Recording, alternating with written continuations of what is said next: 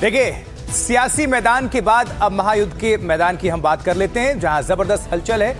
मैं आपके साथ आशुतोष चतुर्वेदी हूं। देखिए, थोड़ी देर पहले महायुद्ध के मैदान से एक बड़ी खबर आई। ईरानी मीडिया ने दावा किया कि अमेरिका का एक फ्यूल टैंकर विमान कतर के ऊपर इमरजेंसी सिग्नल देने के बाद अचानक लापता हो गया। और ईरान की फॉक्स न्यूज एजेंसी के मुताबिक विमान ने उड़ान के दौरान इमरजेंसी सिग्नल भेजा था। हालांकि अमेरिका ने अभी तक विमान को लेकर कोई जानकारी शेयर नहीं की। वहीं दूसरी ओर अमेरिका ने इस बार अपने एक और युद्धपोत यूएसएस जॉर्ज एचडब्ल्यू बुश को हॉर्मुज की तरफ भेजा है। अमेरिका हॉर्मुज स्ट्रेट में प्रोजेक्ट फ्रीडम चला रहा है। इसमें उन जहाजों को सुरक्षित निकाला जाना है जो वहां फंसे हैं, लेकिन ईरान कह रहा है कि हॉर्मुज पर सिर्फ हमारा हुक्म चलेगा। यहां से कौन सा जहाज गुजरेगा और किसे रोका जाएगा, ये तय हम करेंगे। अब सवाल ये है कि हॉर्मुज की ये जंग आखिर खत्म कब होगी, या फिर होगी भी या नहीं।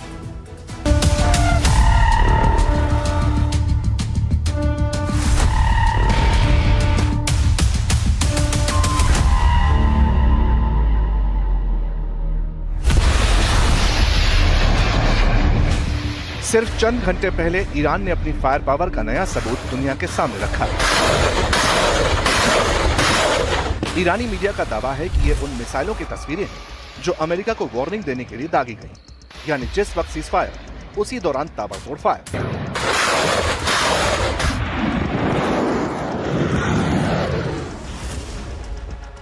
ईरानी मीडिया ने दावा किया कि हमले इसलिए किए गए ताकि अमेरिका अपने जहाजों के जरिए हॉर्मुज की तरफ बढ़ने की गुस्ताखी न करे, क्योंकि ईरान दावा करता है कि हॉर्मुज पर अभी सिर्फ उसी का कंट्रोल है और किसी का नहीं। इस तय किए गए इलाके के भीतर किसी भी जहाज को गुजरने के लिए ईरान की सशस्त्र सेनाओं की इजाजत जरूरी है, ताकि वो सुरक्षित रह सके। किसी भी दुश्मन देश का जहाज अगर इस इलाके से गुजरने की कोशिश करता है तो उसके खिलाफ सख्त कार्रवाई की जाएगी। और मेरा व्यक्तिगत रूप से मानना है कि अगर टकराव बढ़ता है तो इससे हमें भी नुकसान होगा, लेकिन आखिरकार जो नतीजा होगा वो एक बहुत बड़ी जीत होगी। ट्रंप के लिए 28 फरवरी से पहले की स्थिति में लौटना और हालात को बदलना संभव नहीं है।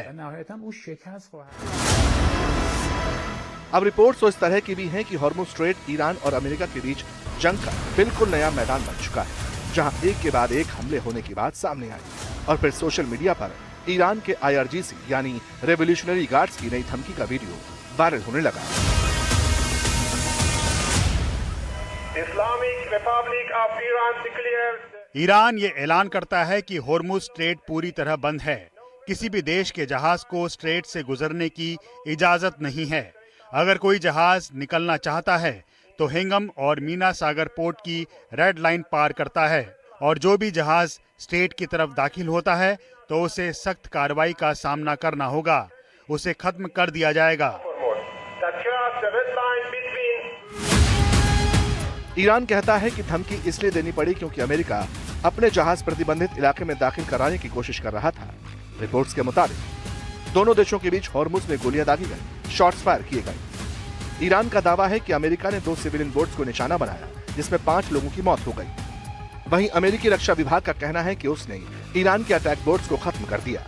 इसके बाद ट्रंप ने पोस्ट किया और कहा कि ईरान का चेहरा धरती से मिटा देंगे। अब ट्रंप ने नए संकेत दिए कि ये सीज फायर किसी भी वक्त टूट सकता है।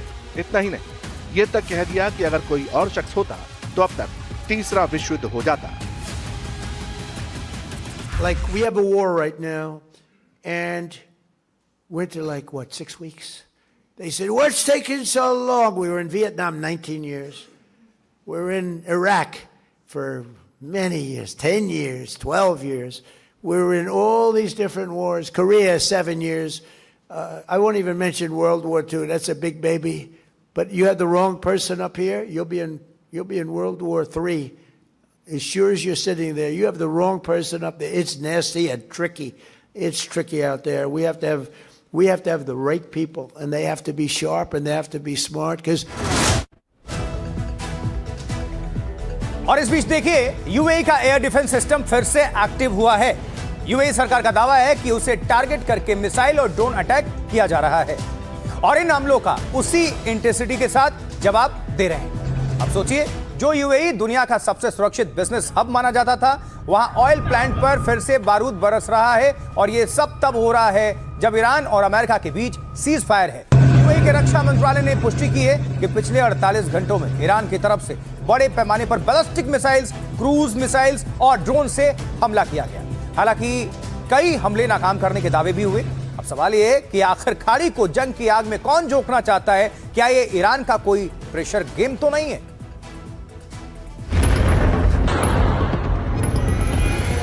28 फरवरी के बाद जब ईरान और अमेरिका के बीच 40 दिन का युद्ध चला तो इस तरह की तस्वीरें लगातार सामने आ रही थी।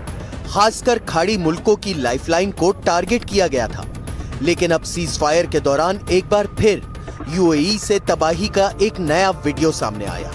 यूएई ने दावा किया कि ईरान ने उसके फुजैरा ऑयल प्लांट को एक बार फिर टारगेट किया।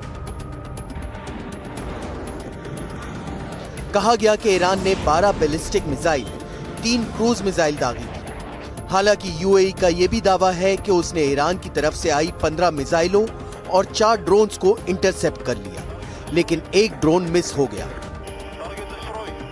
And the United Arab Emirates said its air defences had engaged 15 missiles and 4 drones fired by Iran, with authorities claiming one drone sparked a fire at a key oil facility. It's the first time the key US ally has come under fire since the fragile ceasefire took hold in early April. Tehran did not confirm or deny the attack, but Iran's foreign minister said the US and the UAE should be wary of being dragged back into the quagmire.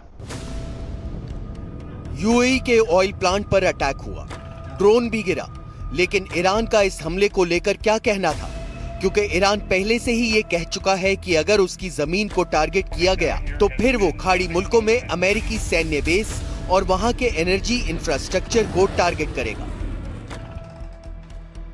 Irani media में तो ये भी कहा जा रहा है कि UAE का फुजैरा प्लांट अब उनके नए रूट के तहत आता है, इसलिए यूएई को तेल निकालने के लिए परमिशन लेनी होगी।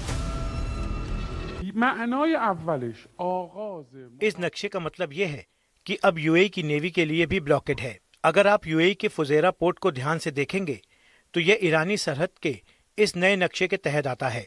यह ईरान की संप्रभुता के तहत आता है और जो पाइपलाइन ईरान ने हॉर्मुज स्ट्रेट को बाईपास करने के मकसद से बनाई थी, उस पाइपलाइन की रेंज भी इस नक्शे में नजर आती है।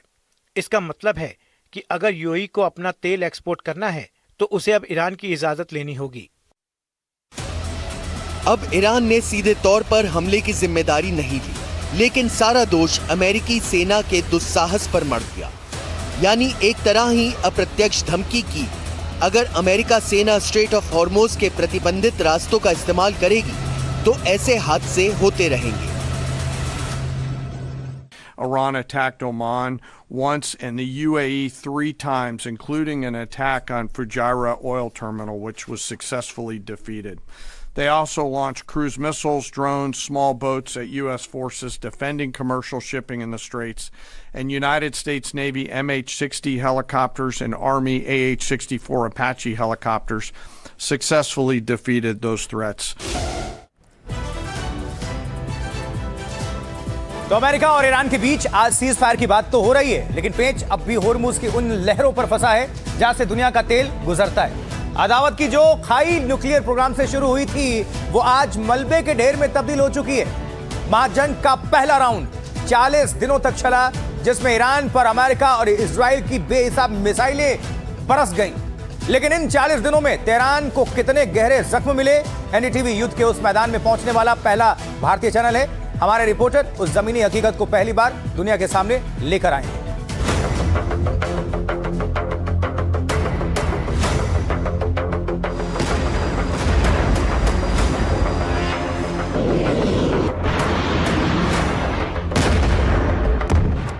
40 दिन 996 घंटे अमेरिका इजराइल की अनगिनत मिसाइलें तेहरान पर बरसी। 40 दिन के महायुद्ध ने तेहरान को कितने जख्म दिए? युद्ध से ईरान कितने दशक पीछे चला गया? टीवी इतिहास में पहली बार ईरान के जख्मों की नब्ज टटोलने एनडीटीवी तेहरान पहुंचा। हमारी पहली मंजिल थी शरीफ यूनिवर्सिटी, जहां 6 अप्रैल की रात आसमान से मिसाइलों की शक्ल में तेहरान पर कयामत बरसी थी। कैमरा खुला तो शरीफ यूनिवर्सिटी के कितने से सकते हुए जख्म दिखाई दिए। इस वक्त हमारी मौजूदगी शरीफ यूनिवर्सिटी के अंदर है, जो कि तेहरान में स्थित है। मेरे ठीक पीछे का आप मंजर देख सकते हैं। ये जो है वो एक AI सेंटर था और किस तरीके से पूरा का पूरा जो बिल्डिंग है, अगर आगे का जो हिस्सा है बिल्डिंग का अगर आप वो देखें वो भी, और जो पीछे का हिस्सा है वो भी पूरी तरीके से जो है वो डिस्ट्रॉय हो चुका है। मैं ज़रा आगे की तरफ बढ़ूंगा और ज़रा दिखाने की कोशिश करूंगा कि आप देखें यहाँ पर जो है टूटी फूटी चीज़ें जो हैं वो आपको दिखेंगी, ग्लासेस जो हैं वो दिखेंगे, खाने की सामग्री जो है उनके जो पैकेट्स हैं वो भी दिखेंगी। इसके अलावा अगर आप देखें तो यहाँ पर किताबें भी जो हैं वो भी एक बुरी हालत में, फटी हुई हालत में दिखेंगे। उसके अलावा अगर आप देखें तो यहाँ पर ये भी किताब है और मेज़ देखें, ये टेबल है, पूरी तरीके से कैसे ये डिस्ट्रॉय हुआ इसका जो विजुअल है वो हम आपको यहाँ पर दिखा रहे हैं। इसके अलावा अगर आप बिल्डिंग को देखें तो मिसाइल अटैक का जो इम्पैक्ट था वो इतना तेज़ था कि पूरी की पूरी बिल्डिंग जो है वो यहाँ पर ढह गई। यूनिवर्सिटी का जो ये AI सेंटर था, इसके बगल में फ़िलासफ़ी का जो डिपार्टमेंट था उसको भी नुकसान हुआ है, लेकिन हुआ ये कि इसमें किसी की जान नहीं गई है। मैं कहता हूँ कि दुश्मन अपने हदफ पर नहीं पहुँच सकता, क्योंकि बिल्डिंग के टूटने का मतलब ये नहीं है कि आपका इल्म ख़त्म हो जाए, आपकी जो तरक्की और पेशरफ्त है उसको आप रोक पाएं। शरीफ यूनिवर्सिटी, जिसे ईरान का MIT कहा जाता है, इसकी नींव 1966 में रखी गई थी। तब से लेकर आज तक ये संस्थान ईरान के सबसे तेज तर्रार दिमागों का घर रही है। लेकिन आज वहाँ क्लासरूम की जगह गहरी खाइयां और किताबों की जगह जली हुई केबलें नजर आती हैं। शरीफ यूनिवर्सिटी के ठीक बगल में एक मस्जिद दिखी। 6 अप्रैल को जब हमला हुआ, मिसाइलों की जद में मस्जिद का बड़ा हिस्सा आया था। दूसरी जानिब देखें तो यहाँ पर एक मस्जिद है। मस्जिद का जो अहाता है वो भी अगर देखा जाए तो एक हद तक जो है वो डिस्ट्रॉय हुआ है इस हादसे के अंदर। अगर आप देखें तो ये यहाँ पर अंदर जाने का रास्ता है। यहाँ पर इस पूरी तरीके से जो अंदर का भी जो इलाका है वो यहाँ पर टूट चुका है। अगर मैं अपने विजय से ज़रा रिक्वेस्ट करूँगा कि ज़रा जूम करके दिखाएं। यहाँ पर देखिए आप, नहीं, अगर हम जब अंदर आए हैं तो देख रहे हैं कि एक हिस्से में जो है वो नमाज अदा की जा रही है और उस तरफ जो है वो खुला हुआ है, और यहाँ इस तरफ जो है जहाँ पर इम्पैक्ट हुआ है अटैक की वजह से बाईं जानिब में जो कि साउथ की जानिब है, अगर देखें हमारे, तो इस तरफ पूरी तरीके से डिस्ट्रक्शन की वजह से जो है यहाँ पर जो सीन है वो अपने आप में बयान कर रहा है कि कितना भयावह वो मंजर रहा होगा जिस वक्त यहाँ पर अटैक हुआ होगा। तेहरान के जर्रे जर्रे में बारूद की गंध है। यह तेहरान के इल्म और सनत यानी Iran university of science and technology है। खंडर हो चुकी यह इमारत ईरान की दिमागी शक्ति का केंद्र थी। 1929 में बनी यह यूनिवर्सिटी दुनिया भर में अपने इंजीनियरिंग, सैटेलाइट टेक्नोलॉजी और सॉलिड फ्यूल रिसर्च के लिए जानी जाती है। लेकिन 28 मार्च को अमेरिका इजराइल के जॉइंट अटैक ने इस यूनिवर्सिटी की सूरत बदल दी। हमारी मौजूदगी तेहरान के इल्मो सनत यूनिवर्सिटी में है, जिसे साइंस और टेक्नोलॉजी के नाम से जाना जाता है। मेरे ठीक पीछे देखें तो ये यहाँ का जो है फिजिक्स डिपार्टमेंट है, और इस बिल्डिंग जो है, ये जो बिल्डिंग है, इस पे मिसाइल जो है वो मार्च 28 को US और इजराइल के जॉइंट अटैक के बाद पूरी तरीके से नस्तनाबूद हो। इनपुट था, इंटेल का इनपुट था कि यहाँ पर कुछ साइंटिस्ट के होने का अंदेशा था, जिसकी वजह से जो है यहाँ पर अटैक किया गया था। What is your name? Sina Husseini. Sina Husseini, when did this incident has taken place? It was about, I think, 27 or 28 March. Was he present at that point in time when the incident has taken place? No, متاسفانه. No, not. He was not here. No. कि हम जहाँ भी जा रहे हैं, जिस protest site पे हो या फिर जहाँ डिस्ट्रक्शन साइट पे हो, जहाँ भी NDTV की टीम जा रही है, वहाँ पर एक चीज़ साफ तौर पे दिख रही है। मैं अपने वीडियो जर्नलिस्ट से रिक्वेस्ट करूँगा कि जूम करके ज़रा दिखाएं कि वहाँ पर देखिए आप जो है वहाँ पे हिजबुल्लाह का झंडा रखा गया। तो ये अपने आप में वो एक बहुत ही क्लियर डिस्टिंक्ट पोजिशन है ईरान की शुरू से, कि वो हिजबुल्लाह के साथ जो है वो खड़े हुए हैं।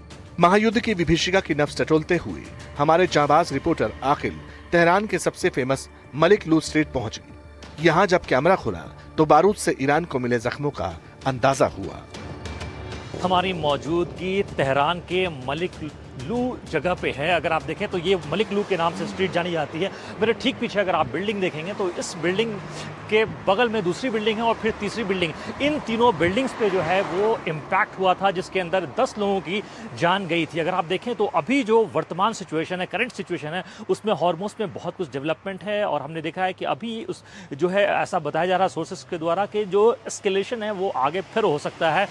यहाँ जो सरकार है और म्यूनिसिपलिटी डिपार्टमेंट जो है, वहाँ का म्यूनिसिपल कॉर्पोरेशन का डिपार्टमेंट, उसने लोगों को जो है यहाँ से जो है वो शिफ्ट कर दिया है और उनको अभी होटल में रखा गया। ऐसा बताया जा रहा है, जो लोकल सोर्सेज हैं उनका, जो सरकारी महकमे के लोग हैं, कि ये जो बिल्डिंग है उसको सरकार जो है दोबारा बना करके इन लोगों को देगी। तो बीच वाली बिल्डिंग है उस पर सबसे ज़्यादा इम्पैक्ट था, उसमें कुछ भी नहीं बचा है। सिर्फ अगर आप देखें जो साइड के जो पिलर्स हैं वो सिर्फ दिख रहे हैं, और बीच में अगर आप देखें तो कोई भी फ्लोर सीलिंग जो है कहीं भी दिख नहीं रहा है। तेहरान के मलिक लू स्ट्रीट पर दिन भर चकाचौंध रहती है। यह शहर न कभी सोता है न थकता है। जिस रोज इस शहर पर बारूद बरसा, उसकी जद में लोगों की गाड़ियां भी आई थी। यहाँ पर एक गाड़ी लगी हुई है, ये जो पार्क गाड़ी है, इस गाड़ी पे भी इम्पैक्ट पड़ा था, और इस गाड़ी की जो कंडीशन है वो बयान कर रही है खुद अपने आप से, और बता रही है कि कैसा भयानक और खौफनाक मंजर रहा होगा जिस वक्त यह हादसा हुआ होगा। 2 मार्च दोपहर का वक्त ईरान के सबसे पवित्र माने जाने वाले शहर कोम की शांति तब चीखों में तब्दील हो गई जब एक के बाद एक कई मिसाइलों ने असेंबली ऑफ एक्सपर्ट्स की बिल्डिंग को निशाना बनाया। यह हमला कोई इत्तेफाक नहीं था। खुफिया सोर्सेज का दावा है कि वॉशिंगटन और तेल अवीव को पुख्ता जानकारी थी कि इसी इमारत के भीतर IRGC के टॉप कमांडरों की एक सीक्रेट मीटिंग चल रही है। और इसके साथ रुकेंगे एक छोटे से ब्रेक के लिए, लेकिन NDTV इंडिया पर खबरें लगातार जारी हैं। आप बने रहें, देखते रहें NDTV इंडिया।